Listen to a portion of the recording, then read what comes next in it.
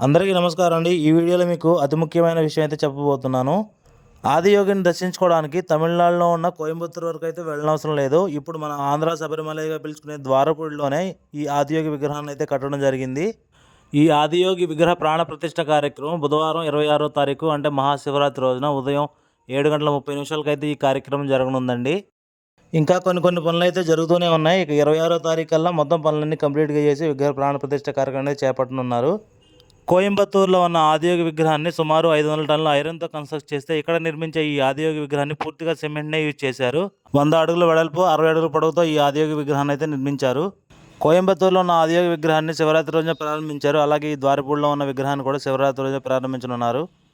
మరింకెందుకంటే ఆలస్యం త్వరగా ద్వారపూడి బయలుదేరి ఈ ఆదియోగిని అయితే దర్శించుకోండి. వీలైతే ప్రాణ ప్రతిష్ఠ కార్యక్రమానికి అయితే ఖచ్చితంగా హాజరుకండి. అలాగే మన ఛానల్ అయితే సబ్స్క్రైబ్ చేసి సపోర్ట్ చేయండి guys. Love you all. Thank you so much.